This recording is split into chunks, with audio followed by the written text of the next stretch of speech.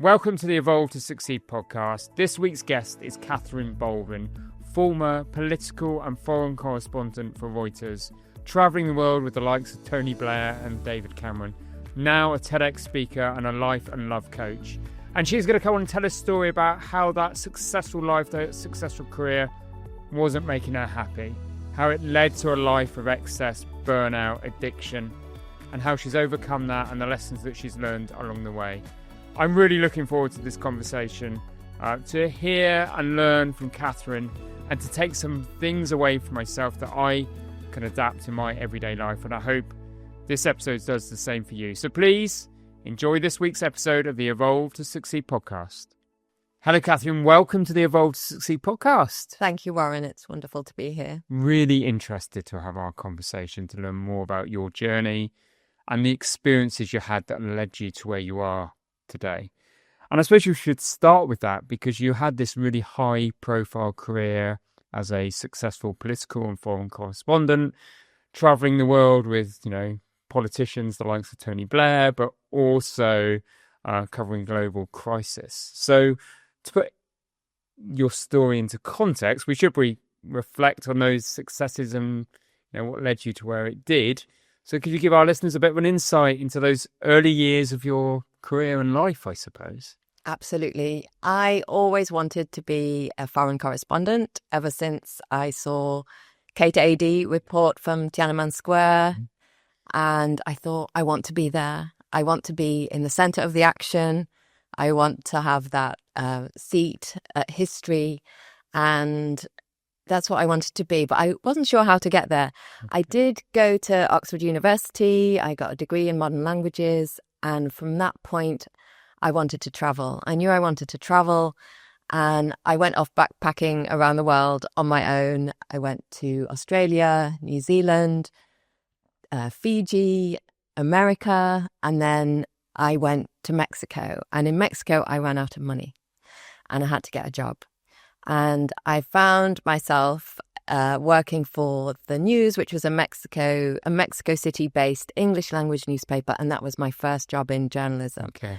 And I had an advantage because I spoke Spanish and I'd studied at Oxford and I could write. So that was my first job. And from there, I got a job with Bloomberg in Mexico City and I worked for them as a foreign correspondent.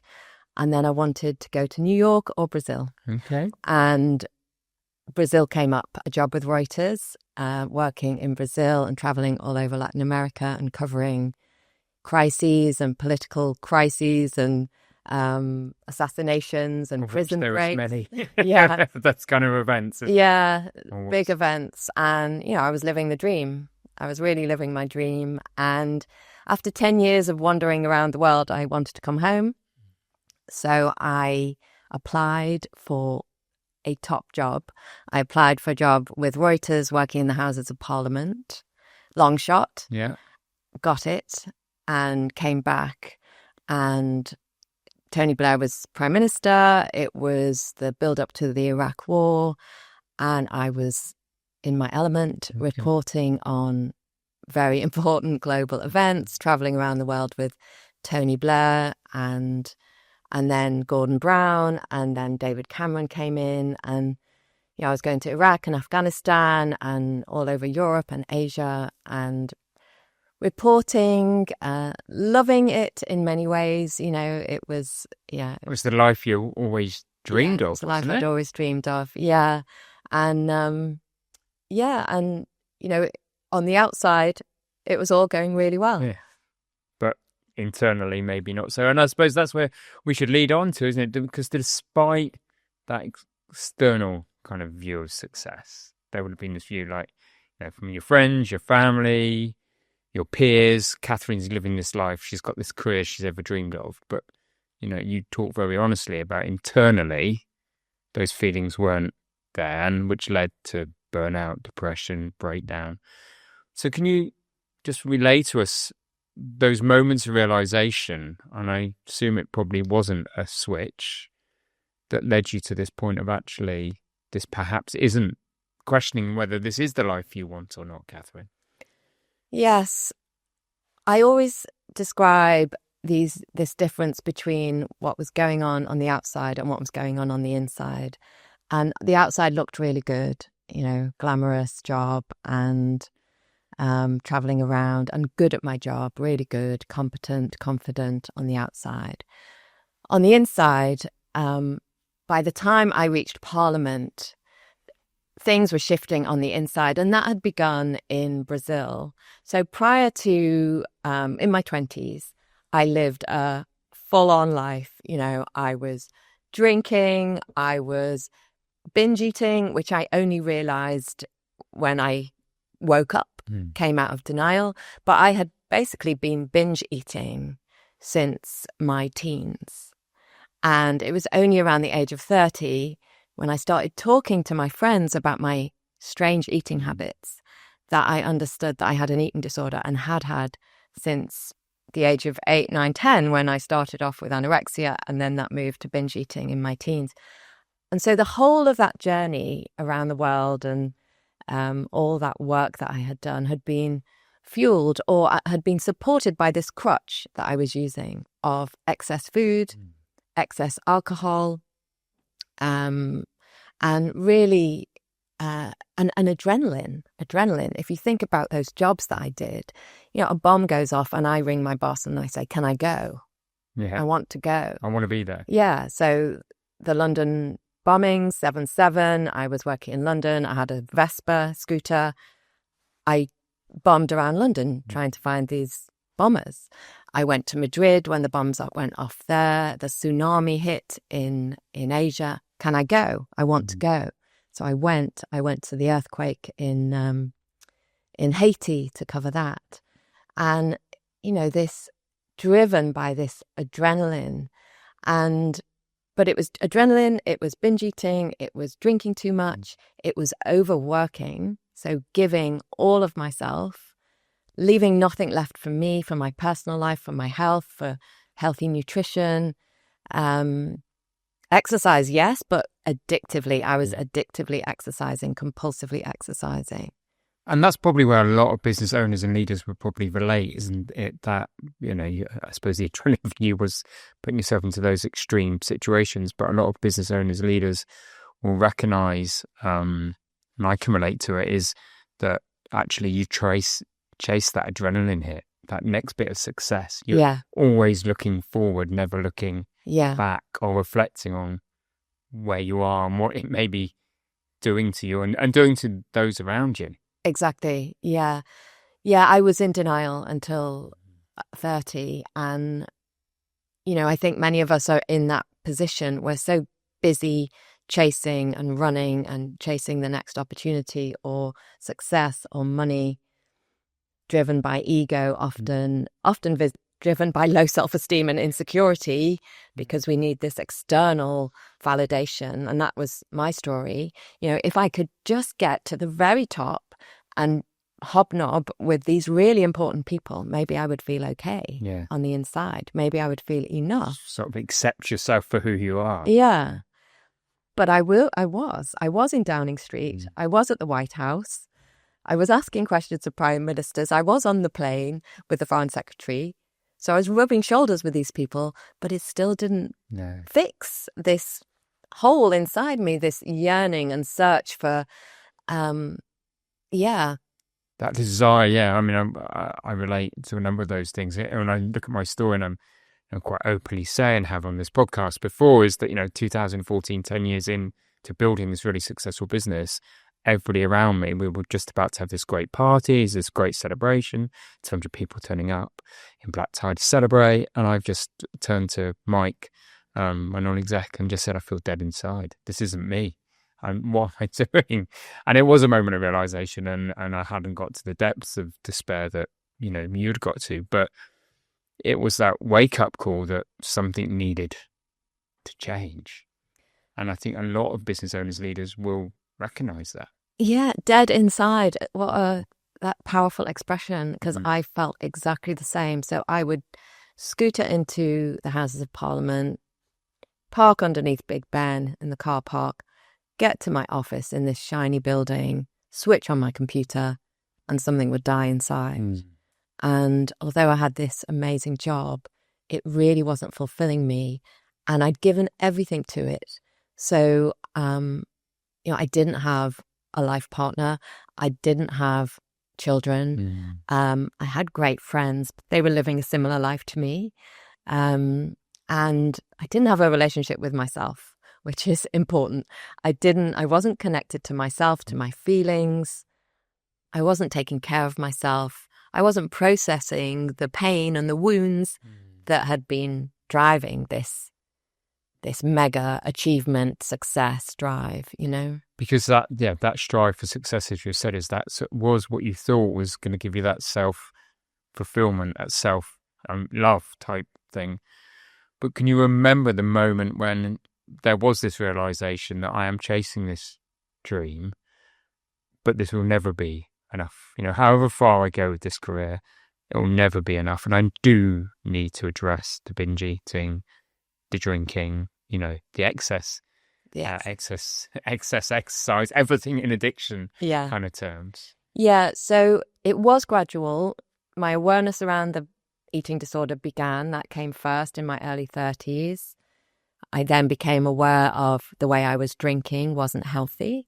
Binge drinking wasn't healthy for me, or is for anyone, but it wasn't healthy. And so I was becoming aware of that. I was becoming aware of my relationship challenges. Why wasn't I in a relationship? Why couldn't I hold on to one? Why was I attracted to people who weren't right for me? And the job, the shine had come off the job. But then there was a moment when my dad died and I was 36. And it really hit me like a 10-ton truck. Okay. And one of the reasons was because I hadn't been that close to him throughout my life. My parents divorced when I was little. Dad moved out. And also because of his personality and whatever issues he had, I couldn't get close to him. And that really amplified the grief. But also in that moment, Dad dies. I don't have a partner. I don't have children. There's this circle of life that other people experience. The parents die, but they've got kids and then maybe grandkids after that. And I wasn't part of that. And it was a real shock. That whole kind of, what's it all about, Alfie, kind of. Yeah, it was a real emptiness. But I did what I normally do, which is I took minimal time off work. Yeah. Went straight back, started flying around to Afghanistan again. And it was a year on when a relationship that I had ended. That relationship had helped to mask some of my pain and my grief. That ended, and then it all came out, and I was on my knees. I was on the floor. I was depressed. I was signed off work at that point. So, and that was hard. And I'm sure many of your listeners and entrepreneurs and successful people will relate to that moment when, it's so hard to ask for help and it's so hard to admit that you're not coping. And that was really hard for me because I'm in this shiny office with only 2 other Reuters correspondents covering Parliament. I've got a big job. How can I get signed off work? Yeah, and I suppose and it's the same in business, isn't it? You're surrounded, if you're not careful, with egos, aren't you? Yeah. And then therefore your own ego starts to shine. Yeah. And we lose track of who we are. Yeah. So it becomes our identity. Yeah. And who am I without that identity? But I had to leave work for a while. I was signed off, and that began another stage of the journey because I realized actually I can go back to this job, but I can't carry on in this job. I can't carry on at that pace without taking care of myself. And also the soul deadness was pretty extreme by that point. Because, it was a great job, but I was writing down what other people say. Important people say something, I write it down. Yeah. And there was a part of me that was unfulfilled in that. My creativity, my autonomy. So I wasn't fulfilled. And So ultimately, I left that job when a window of opportunity came. And this is the other thing. We often don't know how to get out. I was going to say, do you look back in hindsight, and we'll talk about that recovery period and the experiences, but you look back with the great thing of hindsight and think you could have, I mean, obviously you should have, but could you have caught yourself earlier, and would life have therefore been different, do you think? Could I have caught myself earlier? I don't know if I could have, but the reason I talk about this so much is I think people can if they hear these conversations, and if they have more awareness. Some of us end up crashing into the wall because we're not able to put the brakes on because of pride, because of ego, because we haven't got the right people around us supporting us. And I was a single woman living in London. My family were far away, and I was paying a very large mortgage on by myself, and that lifestyle that I had become accustomed to. So there are all these things that I thought there's no way out. Yeah, there's no way out of this. And we build this life, and sometimes it's a trap of our own making, and that's how I felt. I felt trapped, and I don't know. I mean, I wish at the time that, in hindsight, if I had spoken honestly and openly to my bosses, to my colleagues, and told them how I was feeling, how unfulfilled I was feeling, how I needed a different pace, a different type of work. Reuters at the time, big company. Huge organisation. Yeah. They could have possibly found a way for me, a way to be a coach within the company, just to work part-time, whatever it was. But I didn't have... I had too much pride, and I was still in quite a lot of denial, I suppose, to tell the truth. Tell the truth. That's one of my phrases. So I just held on until there was a miracle, which was an offer of voluntary redundancy. Okay, and that was the moment you knew you could do something. Just very quickly, do you think that I know we're talking about a relatively short space of time going back, but, do you think the world has changed where back in, the early 2000s, there wasn't, and it's that acceptance that you could go into Reuters and have that conversation? Do you think the world has changed where people are able now to be more honest about how they're feeling, and that there is some issues, and can we work together to do something about it? I think the world has changed on paper.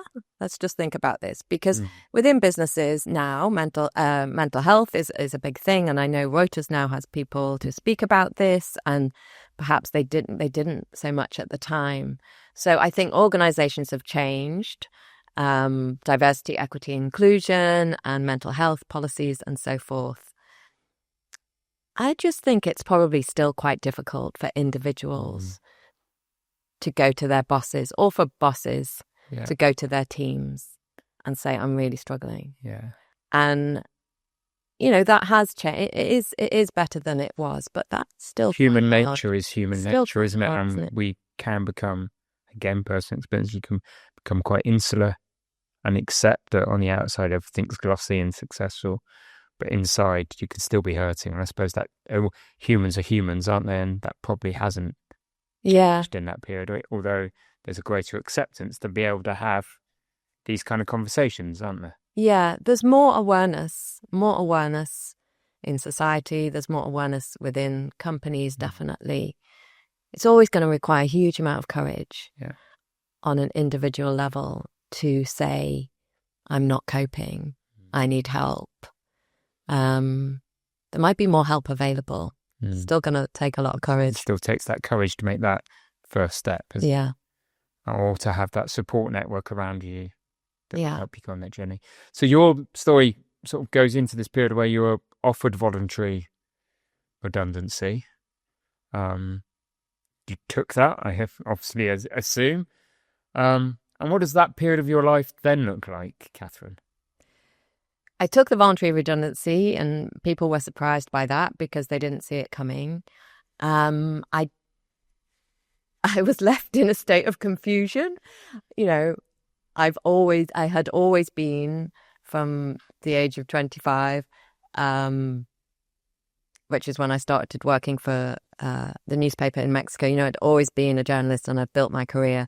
And then I'd been 6 years in Parliament. So that was my identity. So what do I do next? And I was confused. I was a bit lost. And I was still dealing with this massive crash. And, there were times, there was one particular time when I was really low and, on my knees by my bed, what's the point of my life? What's the point of my life? So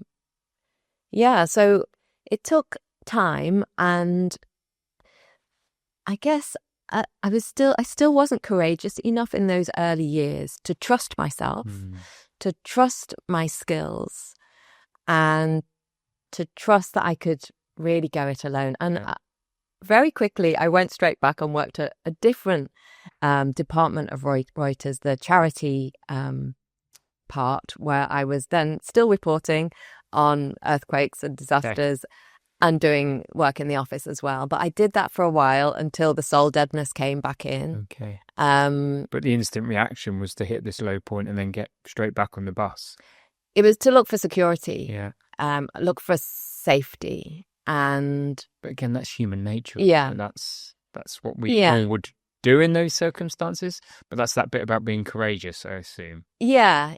At the same time, I was trying to trust myself. So I started to write for newspapers and magazines about different topics, ones that really interested me: mental health, eating disorders, women arriving at age 40 single with no kids, massive issue for loads of women, especially of my generation. So I started writing about these topics and I felt more fulfilled. I got great feedback. I started writing a blog when I turned 40, and I was just writing about the trials and tribulations of a 40-year-old single woman in London, no children, don't know what I'm doing with my life. And I got amazing feedback on that writing, which was from my heart. Right. So that then must have given you that reassurance that actually if I find my true purpose and I'm honest with myself and the world, I will be received positively. Yeah. I'd had praise for my articles when I worked for Reuters. But that email that you get from one struggling woman who says, "You're telling my story," was just mind-blowing for me. I'd never met her before. She emails me out the blue. She says, "I'm telling her story and keep writing." So that was hugely powerful, and it started me on a different path. Okay. So could we just ask, because there'll be business owners, business leaders, other listeners listening to this that think, actually, I recognise some of Catherine's story and where I am now. I'm using, alcohol, exercise, eating, whatever it may be, as a kind of thinking it's a solution and realising that's not a solution, it's part of the cause. What are some of the first steps that if somebody is listening to this, they should perhaps take to try and make a difference and to try and make that switch and change in their life, Catherine? Tell the truth, as I said, is one of my favourite expressions, and that starts with telling ourselves the truth. Yeah. So we have to be honest with ourselves about what we're doing and the impact it's having on us and those around us. So try and spend some time with yourself, which might mean not working all hours.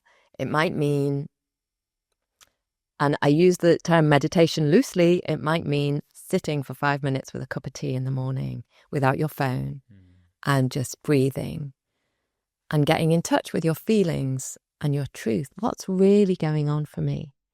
It might mean, before pouring the second glass of wine, asking, what am I trying to escape from right now? What am I trying to avoid? And so we tell ourselves the truth and we come out of denial.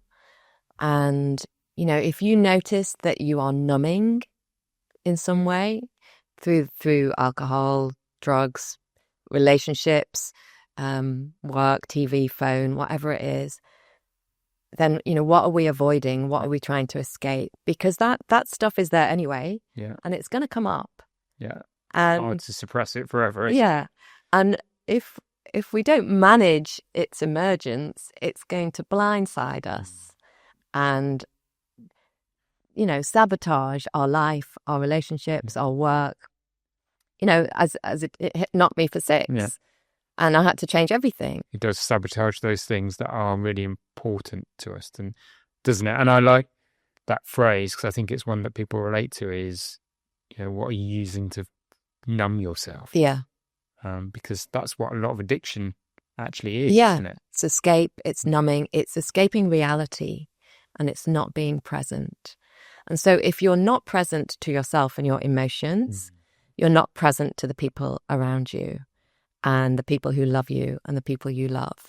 And, the next thing would be to tell the truth to someone you trust, to break the shame and to ask for help. So, if you also, you might want to look around at your relationships. Like, are they good quality? Are you giving presence?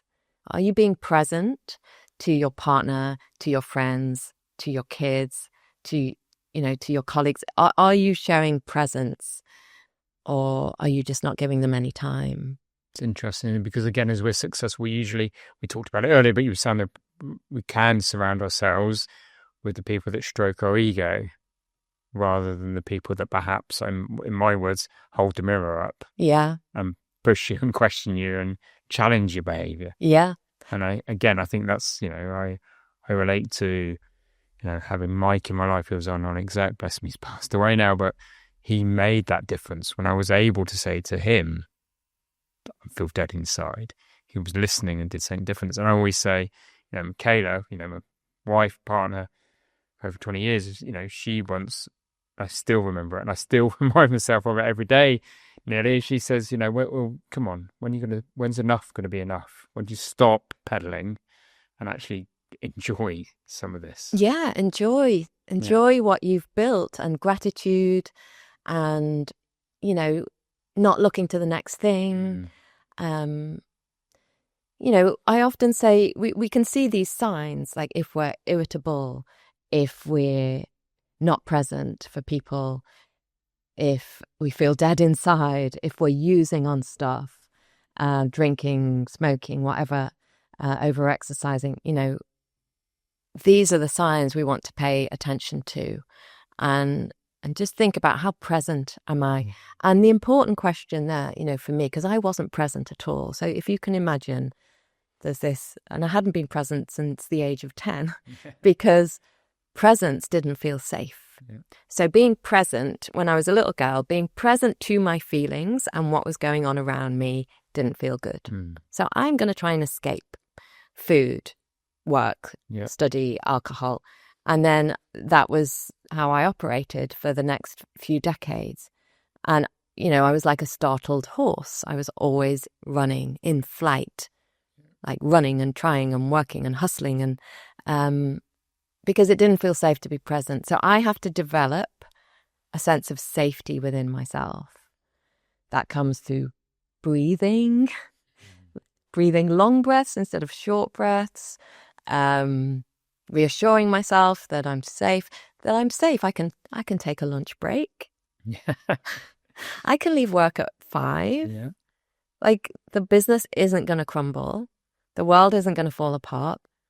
I cannot send those emails today so that I can spend time with my loved ones because I feel safe. And not everyone will relate to this, but some people will. Like, what are we running from, or what are we trying to avoid, or do we not feel safe inside? Just to trust and let go. And when is enough enough? Yeah. Let's just say, I've done enough. I've done enough. Yeah, this is enough. This is me.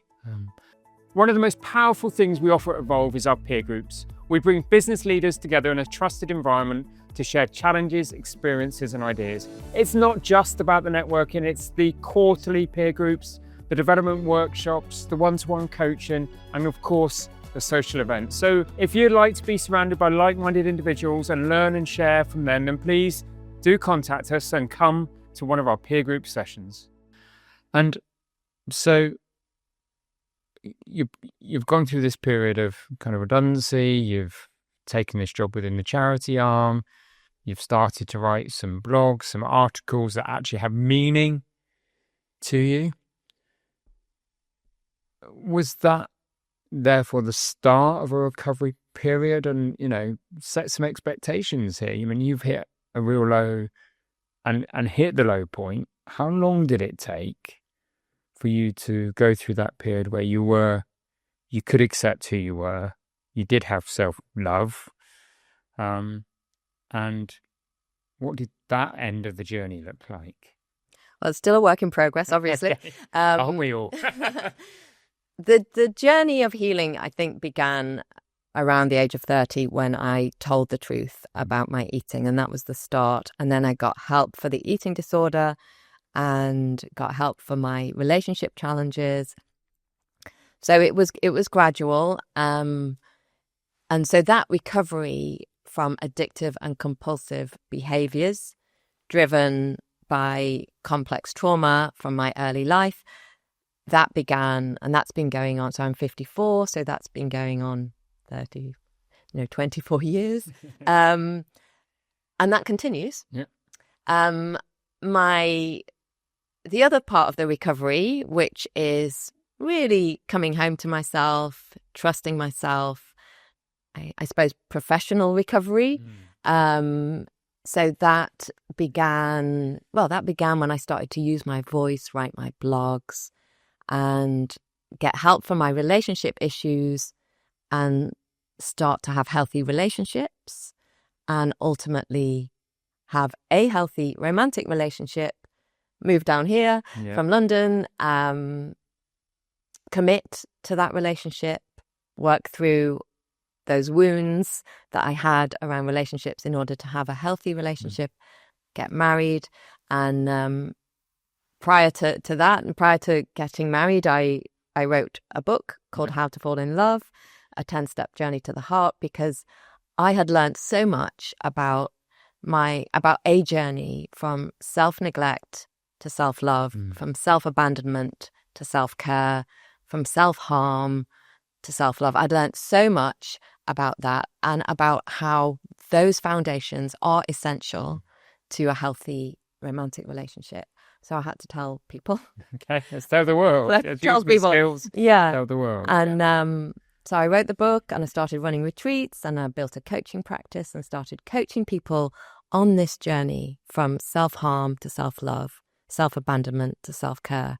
And that was really healing. That was part of my healing. Coming into the fullness of who I am, my creativity, my authenticity, my vulnerability, all these superpowers that we sometimes think are weaknesses, but they are superpowers. Really, my intuition, all these things that I developed in my early life to stay safe. Intuition, reading people, understanding what's going on beneath the surface. So they're now my superpowers, and I use them in my work. And so in a nutshell, we're talking 24 years of recovery so far. Okay. And the journey continues. Yeah, and off we go. What I'm also interested in is those daily practices, and we started, we've talked about some of them already, but there is, and again, probably I can see my own story in this, is that you can go through this period of realization that something's got to change. You can seek help, seek some counseling, speak to those around you that love you and will hold up the mirror and give you the honest responses, and you can change your behaviors. But that's part of the journey, isn't it? Making sure you become consistent and don't revert back to perhaps the old self is the other part of the journey. So what are the habits and what are the things that you do on a daily, weekly basis that keep you in check? Consistency is such a good word, and I find consistency incredibly hard. And what helps is to understand that if we weren't cared for consistently, it's going to be hard to care for ourselves consistently. Okay.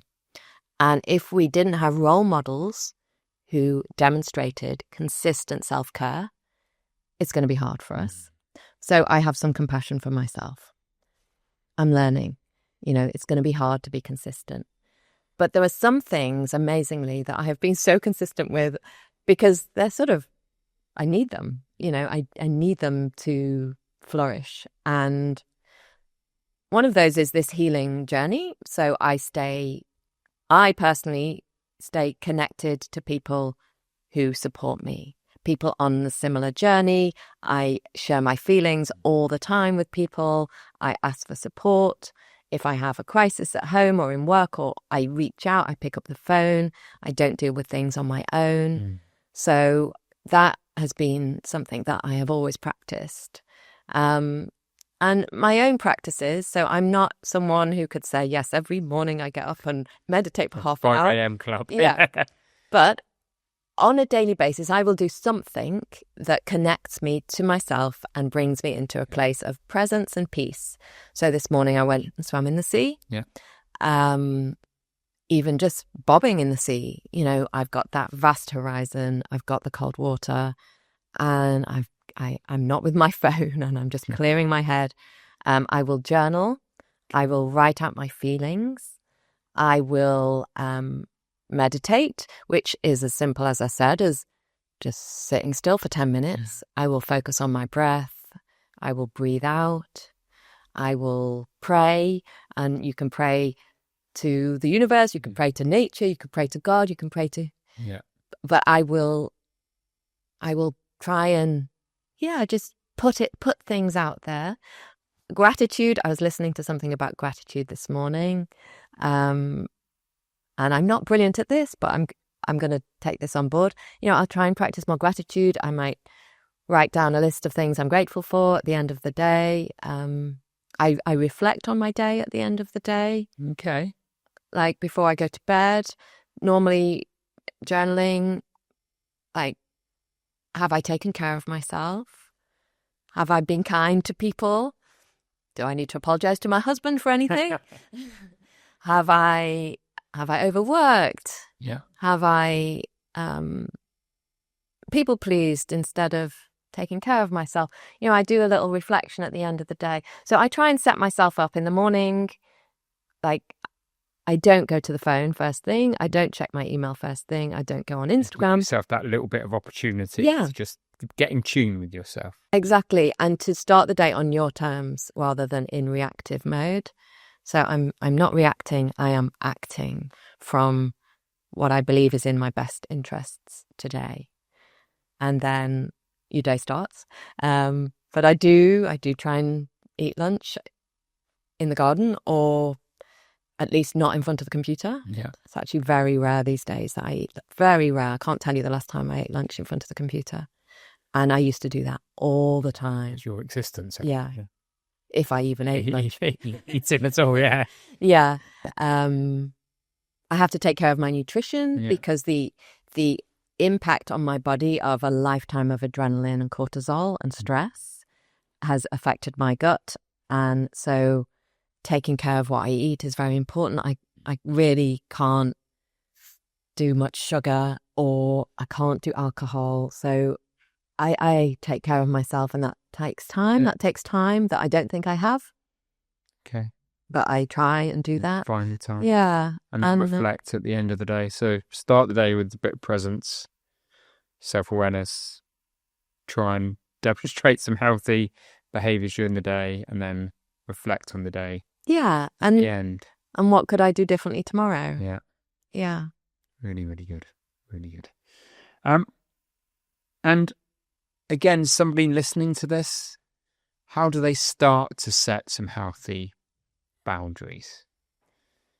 In a manageable way, as in you don't set yourself targets that you can't achieve, which might be something that a very successful entrepreneur wants to do. They think, right, I'm going to meditate for half an hour every morning. And then by day 3, we're not doing it, and then we give ourselves a hard time. So you set really manageable goals.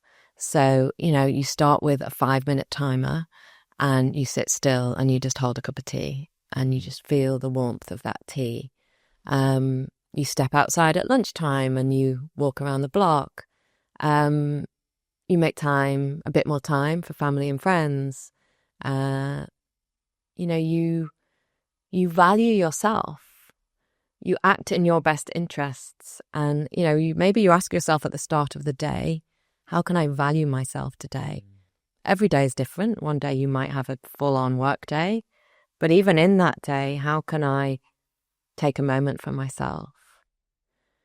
So, finding little practices that are achievable rather than setting yourself tasks that you can't complete. See it as an adventure. I'm a really curious person. I love to learn. So try things.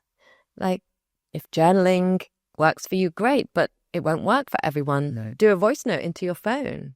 Share your feelings with yourself. Yeah. Send yourself a WhatsApp. Yeah. Some people will want to walk on the beach in the morning. Some people will want to pound the pavements. Yeah. But notice if you're doing that in a punishing, self-harming way. Gentleness. Try bringing in some gentleness. And, I think for business owners, entrepreneurs, we take care of ourselves so that we can take care of business. So true. Yeah. And we think that if we work harder, hustle and hold on tightly to everything, then that's the way to have success. And, from my experience, that's the way to hit burnout and hit the wall. It is interesting. I absolutely agree with you. And it was something it definitely resonates with me that, you start with that self-care, look after yourself so you can look after your team and the business. And often, as all of these things, easier said than done. But that really does, Catherine, resonate with me. But in some ways, social media, the world doesn't help, does it? Because even TV programs, The Apprentice, and those coming into business think it's hustle, hustle, hustle, and you will succeed. And there is no question, is there, to succeed in life, you have to work hard, you have to dedicate yourself. But there's not enough about you've got to work hard, you've got to dedicate yourself, but you've got to do the self-care piece. And I think a lot of people learn that too late in life, don't they? Yes. So the question when you're hustling is at what cost? Yeah. At what cost to my health, to my family, to my friends, to my future, to my longevity? Am I going to live past 50 if I carry on at this pace? At what cost? And we ask ourselves, ideally we ask ourselves that question every day. At what cost? If I stay another hour, if I work until 8, if I check my phone first thing in the morning, at what cost to my peace, to my sanity? But could or should we? How could we be doing more? Because, again, in a very not such an extreme way, but I think my story and yours are slightly different. And I could name, hundreds of people that I know that have gone through similar experiences, and sometimes it only comes with maturity and that self-awareness, self-realization, and that realize that perhaps I'm doing myself damage. I'm doing damage to those that I love or the people around me. What could we be doing to educate that generation coming through? And are we doing enough to educate, do you think? Having conversations like this, so important. I think leaders, if you're leading in a business, then you want to be showing some vulnerability and sharing honestly about some of your struggles. It's really hard, that balance, isn't it? To strike that balance between being the leader and being honest and vulnerable. But if you just think that if everyone in this business is got this mask on where everything's fine, we're coping with everything, we're happy working these out, everyone has got this mask on. So the one person or the several people who are struggling, they feel really alone. And that's so dangerous. That isolation. And, I do have a real passion for, the suicide rates, especially amongst middle-aged men. And, the isolation, the feelings of aloneness. Am I the only one? So I think we want to have these conversations, bring in a bit more softness and gentleness to the business and see if it flourishes even more. And also educate younger people, which I do speaking in schools and colleges and to young people, and I think we all want to be doing that. We want to be inspiring people to achieve and showing them that you can have success and well-being. You can achieve your full potential and stay healthy and well. Because otherwise, what's the point anyway? Well, some of those things, that wellness thing, that is some of those things, cortisol, adrenaline, they are, trauma, stress. It's proven they are some of the things that cause cancers. And seeing those rates increase because we're putting our bodies through these experiences that it's not natural for them to do, is it? Cancer, heart attack. So many people I hear are falling into the pre-diabetic category, obesity, gut health issues. They affect our brain. There's so many. It's all connected, and I think this is the thing, especially if you have a personality like me and many other entrepreneurs, like A-type, and I'd say I was A-type. I'm not sure if I still am, but we think we are superhuman. We think we are uber resilient, and I did. I'm traveling around the world on my own. I mean, I did have experiences. I shouldn't laugh about them, but I did have a gun to my chest and a knife to my throat, and then I went to the pub. Right. No big Back deal. to the coping. No big deal. Superhuman. Yeah, I put myself in really dangerous situations, and thank God I'm still here. But this is this sense of I'm super resilient, I'm superwoman, and nothing will ever catch up with me. But it does. It does. And, now in midlife, having to take really good care of myself. But we want to start that earlier so that we don't have a crisis or a health crisis or a mental health crisis. No, definitely. As we start to move on towards concluding our conversation, I would like to discuss your book and the expertise and that life experience you've had about how to fall in love and how to form meaningful relationships. And you honestly believe there is a process, some steps that you can undertake to get to that point? And what are those steps? What's the magic sauce, Catherine? I do believe there are some steps, and they will be a little bit different for everyone. We are all unique. But what is amazing is all the people who come to work with me, we have similar patterns. We all have similar patterns. The roots of our wounds are very similar. Many of us have had relational challenges or relational trauma in our early lives.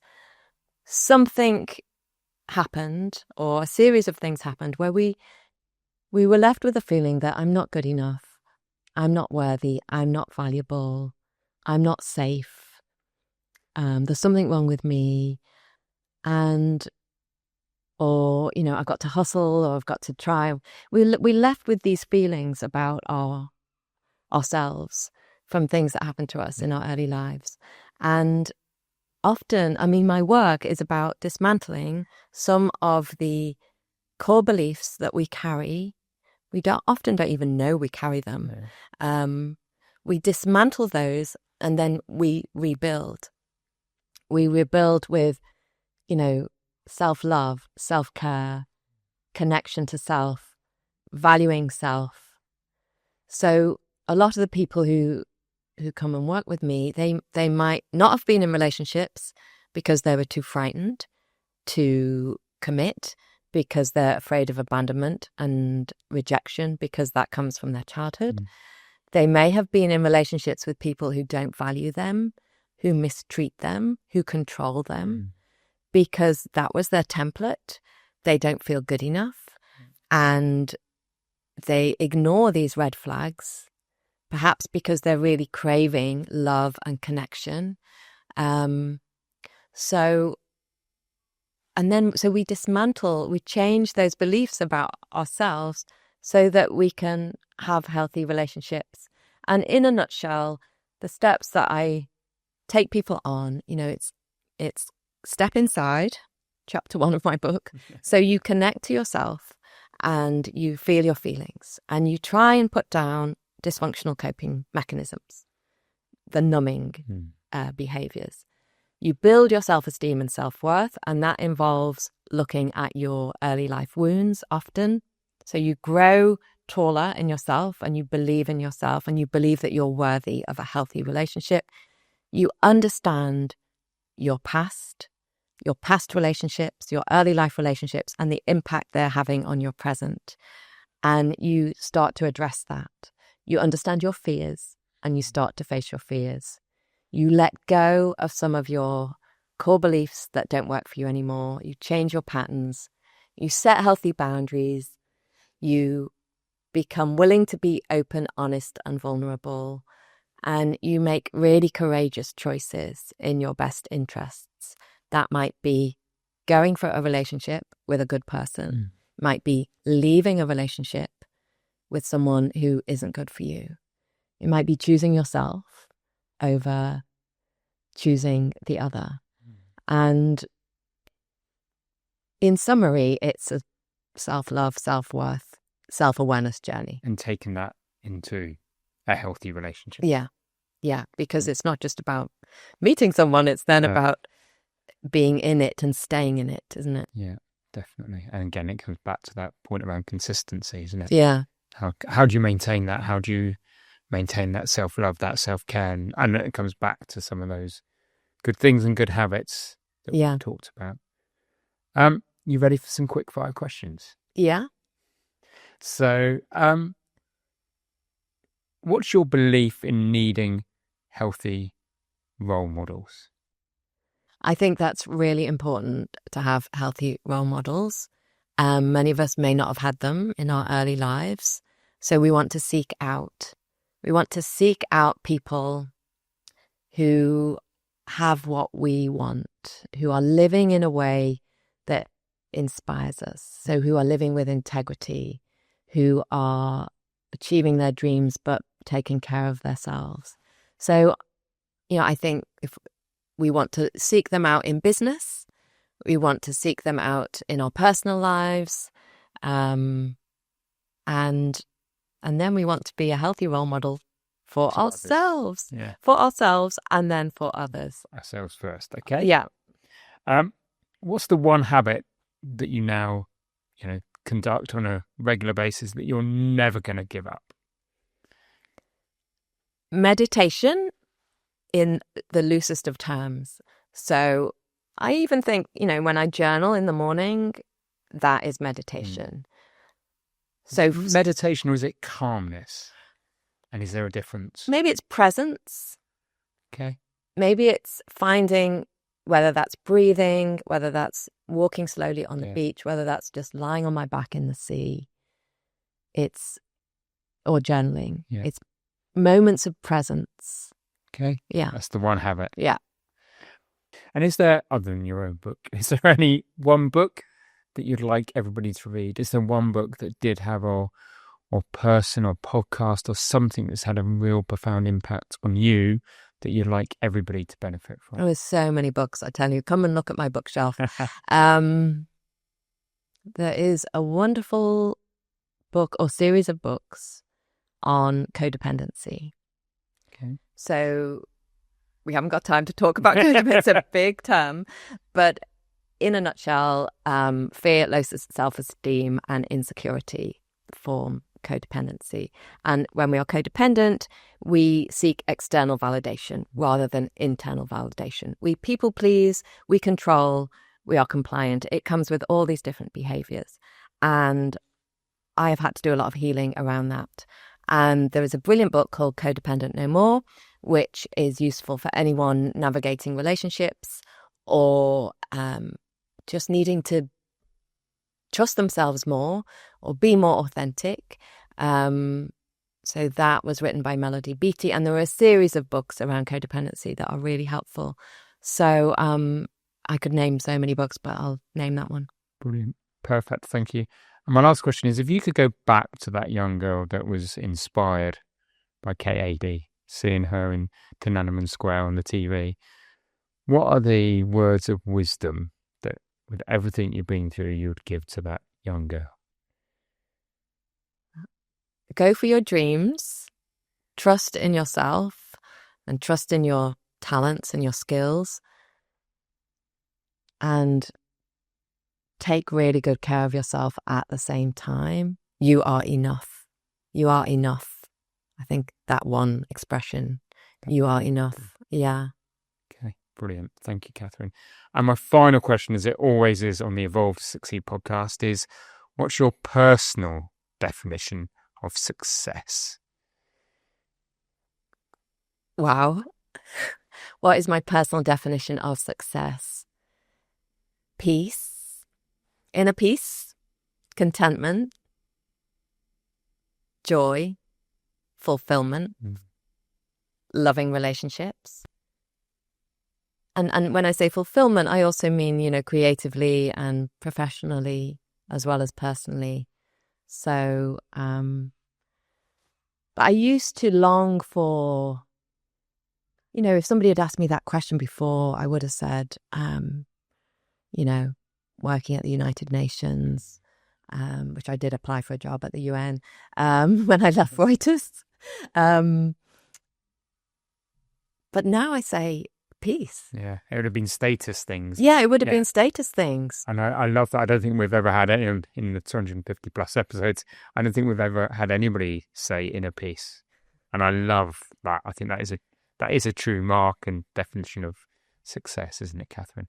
You've been a wonderful guest on the podcast. If people want to know more about you and the life and love coaching services and things that you do now and want to get a copy of the book, where can they go, Catherine?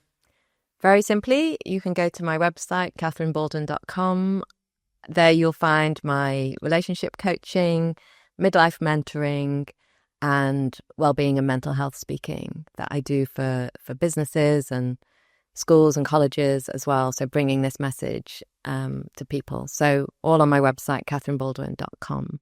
Perfect. Catherine, thank you for coming on the podcast and sharing your story and the lessons that you've learned in such a meaningful way. It's really appreciated. Thank you. Thank you, Warren. It's been wonderful. Perfect. Wow.